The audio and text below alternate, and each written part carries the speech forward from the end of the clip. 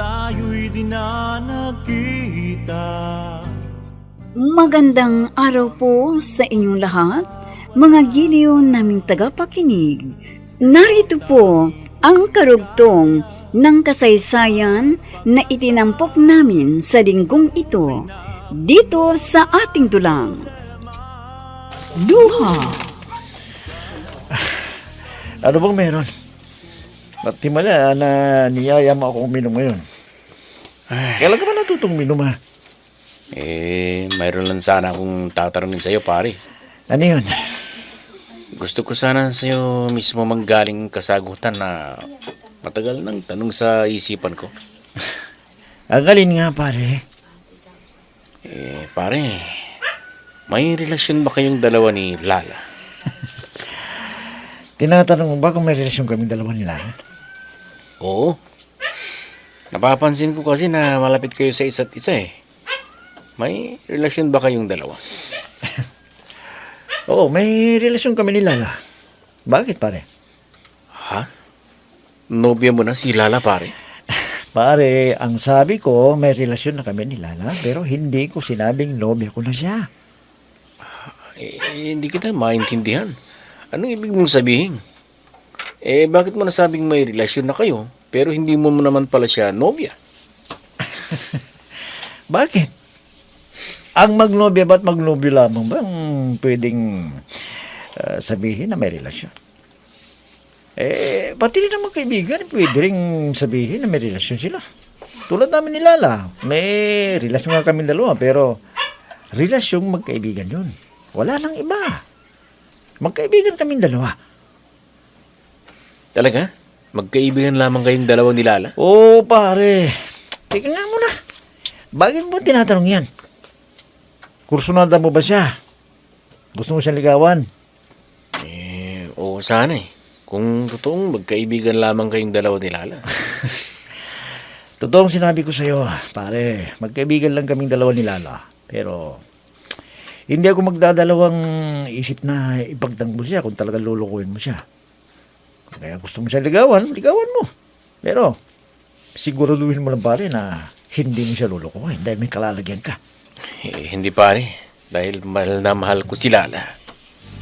Ikaw lang ang tanging mahal ko sa buong buhay kong ito.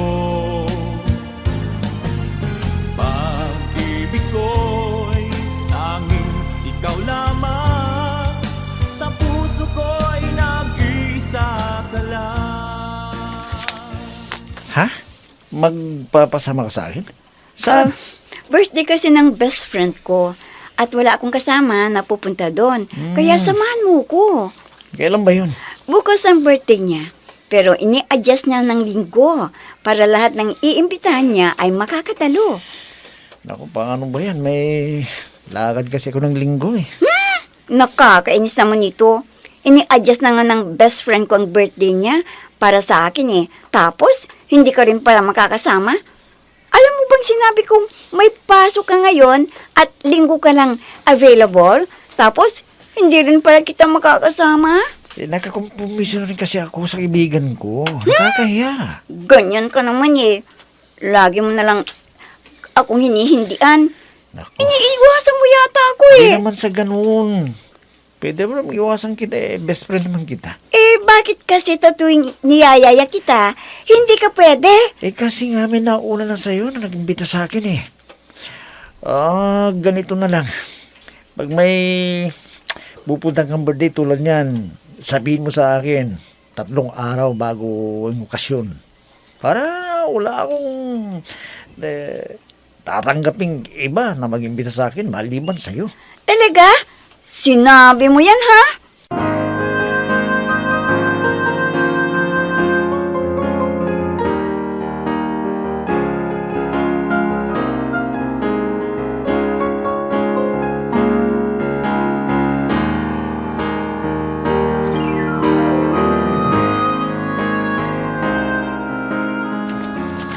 Ano bang nakain mo? At niyaya mo kung kumain dito sa restaurant na ito. Pwede naman tayong kumain sa turo-turo ah. Palagay ko nga, mahal ang mga pagkain nila dito. Mayroon kasi akong mahalagang sasabihin sa'yo. Ano yun, Boyet? Hindi ka kaya magagalit kung mayroon akong ipagtatapat sa'yo. O bakit naman ako magagalit sa'yo eh? Kaibigan kita. Yun na nga eh. Kaibigan mo ko. Kaya nahihiyatod akong magtapat tungkol sa nararamdaman ko sa'yo. Ha? Kung sinabi ko sa'yo, Lala, matagal na kitang minamahal. At dahil kaibigan lang ang turing mo sa akin. Kaya hindi ako magkaroon ng lakas ng loob para magtapat sa'yo. Pero nitong mga nakarang araw, hindi ko na kayang ikubli pa sa'yo ang tunay kong nararamdaman. Mahal kita, Lala. Sana maniwala ka. Boyet, hindi mo na sana pinagtapat yung nararamdaman mo sa akin para walang dahilan para magpatuloy ang pagkakaibigan natin. Ha? Anong ibig mong sabihin? Ngayong pinagtapat mo na ang iyong saloobin, ay binigyan mo ako ng dahilan para iwasan ka. Lala? Tama ang narinig mo, Boyet. Ayoko mong sabihin ito sa'yo, pero kailangan. Dahil kung hindi ko gagawin, ako naman ang masasaktan. Baka si Raul naman ang mawawala sa akin kung malalaman niyang nanliligaw ka sa akin. Kung alam mo lang, kaibigan ka lamang ni Raul, Lala. May sinasabi ka ba, Boyet? Ha? Wala. Ang sabi ko, hayaan mo akong ligawan ka hanggat hindi ka pa nakakasal sa lalaking mahal mo. Bahala ka. Basta ako, hindi mo masasabi na pinapaasa kita sa wala dahil kinapat na kita.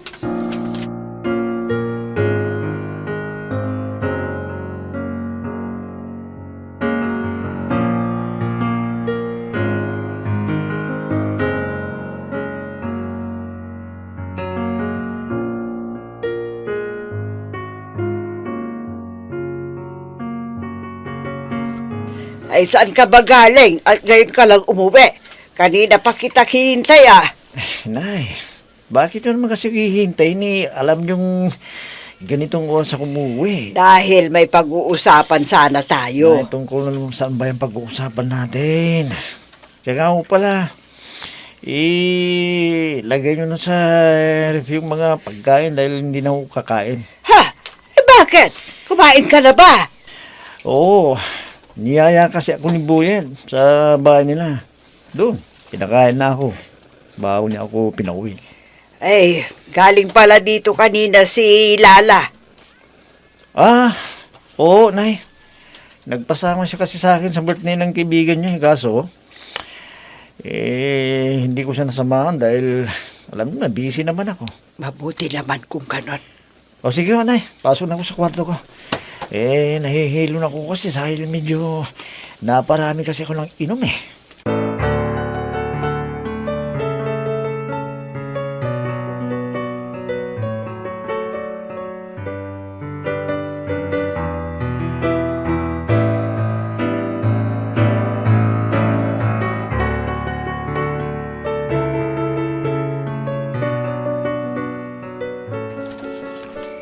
Si Buyit ba yung natanaw ko na galing dito sa bahay?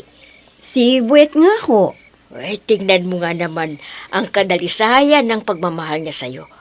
Kahit na binasted mo na, ipatuloy pa rin siyang nanliligaw sa'yo. Palatandaan na mahal ka ng tao. Naiinis nga ako sa kanya eh. Sinabihan ko na ngang wag na siyang pumunta dito, pumunta pa rin. At bakit ka naman maiinis doon sa tao eh? Pinaparamdam nga lang niyang pag-ibig niya sa'yo eh. Ayoko nga ho sa kanya. Kaibigan lamang ang turing ko, inay. Anak, matututunan mo rin siyang mahalin. Inay naman eh. Naiinis na nga ako sa kanya. Ipinagduduldulan niyo pa rin sa akin. Okay, sige. Wala kang maririnig sa akin. Basta pakitunguhan mo lamang na mabuti si Buyet. Ang kulit-kulit nga eh. Gusto ko nga hong sabing may nobyo na ako para tumigil siya. At bakit? Nanligaw na ba sa'yo si Raul? Sinagot mo na? Yun na nga ho eh. Hindi naman nanliligaw sa akin si Raul. Kaya nga eh. Bakit kasi ipinagsisiksikan mo ang sarili mo kay Raul? Gayong kaibigan lang ang turing niya sa'yo. Ikaw lang ang tanging mahal buong buhay kong ito. Pag-ibig ko'y tanging ikaw lamang, sa puso ko'y nag-isa ka lang. Kita ko na naman kanina si Lala dito ah. Nakita niyo pala siya, Nay. Oh, bakit na naman daw? Wala ho. Alam niyo naman si Lala. Nakakasanayan kasi pumunta dito sa bahay kung wala akong trabaho. Teka nga muna. May gusto ka rin ba kay Lala? Nililigawan mo ba siya, ha? Nay, ano ba naman kayo? Hindi ba't sabi ko sa inyo, kung may liligawan man ako, kayo ang unang-unang pagsasabihin ko at makakaalam. Sinabi ko naman sa inyo na liligawan ko si Lala. Hindi Hindi mo ba? Kung ganon, mas mabuti siguro na pagsabihan mo siya na huwag siyang pumunta dito sa bahay. Inay naman. Gusto mo bang pagchismisan kayo ng mga tao dito? Alam mo naman ang mga tao dito. Pinag-uusapan ng isang bagay kahit hindi totoo. Ay, hayaan nyo ng mga tao na yan. Nagchichismis lang mga yan. Magchismis sila hanggat gusto nila. Pero anak, hindi mo maiaalis sa kanila na pag-uusapan ang papunta-punta ni Lala dito sa bahay. Di pag-usapan lang nila. Wala namang mawawala sa amin ni Lala kahit pagchismisan kaming dalawa. Kay Lala siguro wala. Pero ikaw, may mawawala. Inay.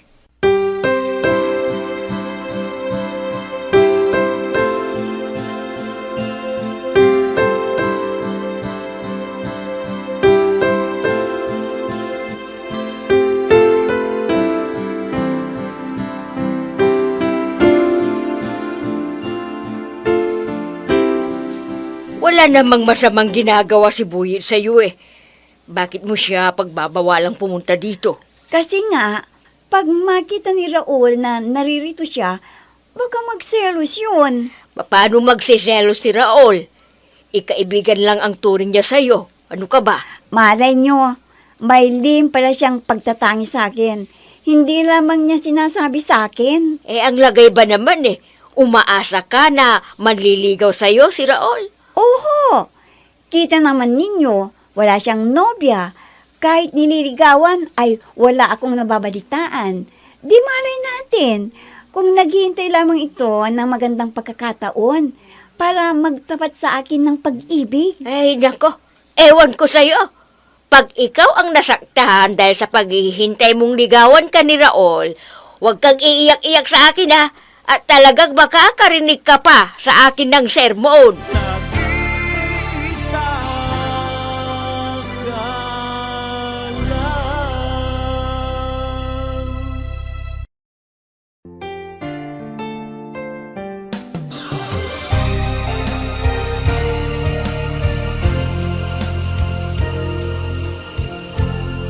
Magmula nang tayo'y di na nagkita.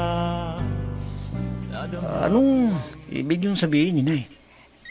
Ibig kong sabihin, okay lang siguro kay Lala na sabihing may relasyon kayong dalawa. Kasi nga, gustong-gusto ka niya. Inay, huwag naman kayong magsalita ng ganyan. At bakit? Kaibigan lang naman kami dalawa eh. Bakit? Totoo namang gustong-gusto ka ni Lala hindi ba?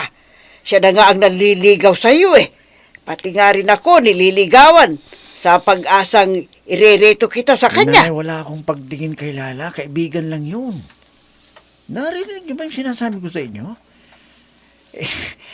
At saka, kahit kailan hindi ko masasaktan dahil kaibigan ko nga siya Wala lang ibang turing ko sa kanya, kundi kaibigan lang. Ay, Huwag niyo lang ulit-ulitin yan, Inay. totoo naman na si Lala na ang naliligaw sa iyo. Bakit mo kasi Sandali pinagtatanggol? lang, Nay. Parang may napapansin ako sa inyo, Dati-dati kasi gustong-gusto yung si Lala para sa akin. Bakit ngayon parang ayaw niyo na sa kanya? Kasi ayaw mo naman sa kanya, hindi ba? Hindi naman sa ayaw ko sa kanya, Nay. Wala lang akong nararamdaman para sa kanya.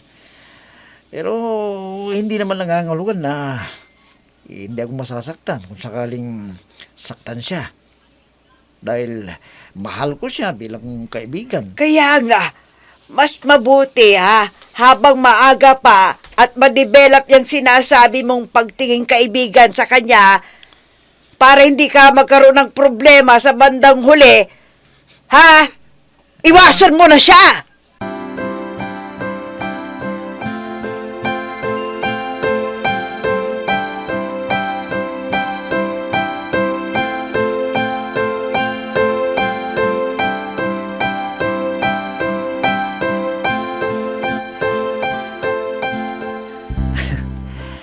Alam mo, may nababalitaan ako. Nanliligaw sa'yo si Boyet, ano? Totoo ba yan? Oo, parang ganon. Anong parang gano'n? Dinadalaw ka dito sa inyo gabi-gabi. May dalang bulaklak pa. Oh, anong tawag mo doon? Teka, bakit ba si Boyet ang pinag-uusapan natin? Tayong dalawa ang naririto. Kasi alam mo, sa lahat ng mga nanliligaw sa'yo, mas boto ako kay Boyet. Kasi kilala mo na siya. Alam mo ng ugali niya, di ba? Teka nga muna, bakit mo ba pinagduduldulan doon sa tao? Pareho kayo ni inay. Kita mo. Hindi lamang pala kung boto kay Boyet para sa'yo eh. Pati pala yung inay mo, boto kay Boyet. Kaya kung ako sa'yo, sagutin mo na siya. Bakit? Kung tatanggapin ko ba ang pag-ibig ni Boyet, hindi ka masasaktan? Ha? Ang sabi ko, hindi ka ba magseselos kung magiging nobyo ko si Boyet? Bakit naman ako magsisilaw si magkaibigan lang tayo, di ba? Ang manhid mo talaga, no? Ako na nga itong halos magtapat ng pag-ibig sa'yo eh. Binabaliwala mo pa? Lala, mahal kita bilang kaibigan ko. Sana maintindihan mo naman yun. Pero bakit? Anong wala sa akin na hindi mo ko magustuhan? Pangit ba ako? Maganda naman ako Bakit? May nobya ka na ba? Bakit hindi mo ako magustuhan? Bakit, Raul?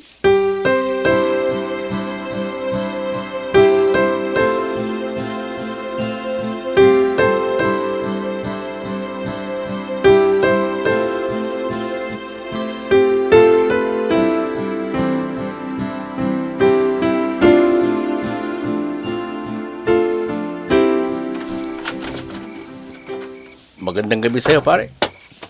Oh, pare. Ikaw pala. Naligo ka yata. Halika, pasok ka. Salamat. Upo ka. Salamat, pare. Anong gusto mo? Beer, kape, o juice? Wag na, pare. Salamat na lang. Hindi naman kasi ako magtatagal eh. Bakit pare? May problema ba? Galing kasi ako sa bahay ni na Lala. Ngayon? Hindi niya ako hinarap. Ang nakausap ko ay ang kanyang mami. At ang sabi, umiiyak daw. Ano? Umiiyak si Lala? Oo. Ayon nga sa mami niya maghapon na siyang hindi lumalabas ng kwarto at hindi kumakain. Ay, May alam ka bang dahilan na nakasakit sa kanyang kalooban, pare? pare, hindi ko alam ang dahilan kung bakit siya umiiyak eh. Dahil hindi pa naman kami nagkakausap na dalawa tungkol yan sa pag-iyak niya. Pero ang alam ko pare, nang nagkausap kami kagabi, nasabi ko sa kanya na wala, kaibigan lang talaga ang turing ko sa kanya. Pare, nakikiusap ako sa iyo. Kung pwede lang, puntahan mo siya sa bahay nila. Baka sakali na makumbinsi mo siyang kumain. Kawawa naman siya. Baka magkasakit siya.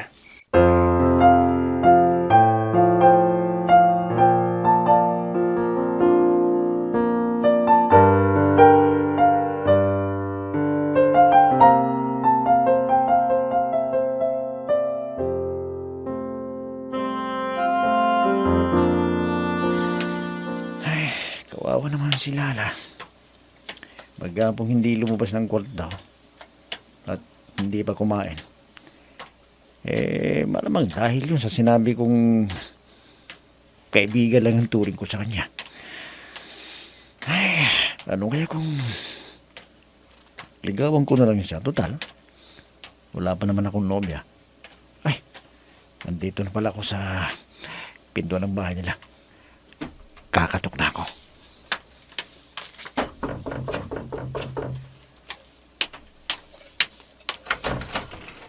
Raon! Nag-iisa ka lang.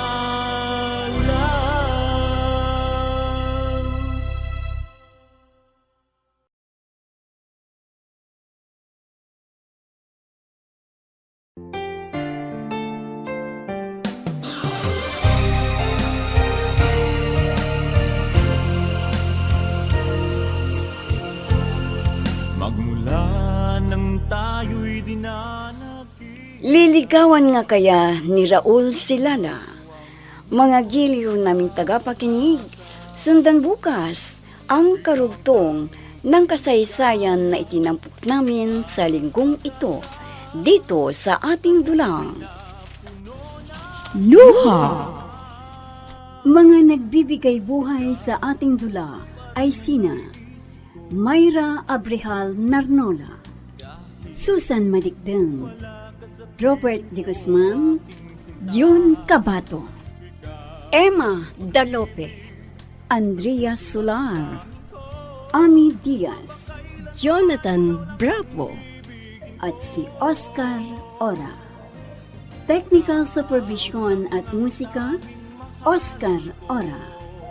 Nilapatan ng tunog ni Robert De Guzman, Willie Francisco. Sa panulat at direksyon, Eva Alcoriza. Inihahandog sa inyo ng F3 Recording Studio para sa Pambansang Radyo ng Pilipinas, Bombo Radio, Philippines.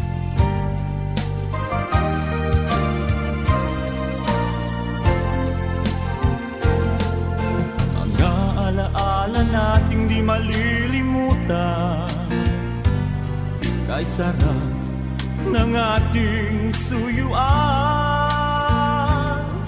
Lagi kong natatandaan, maligayang araw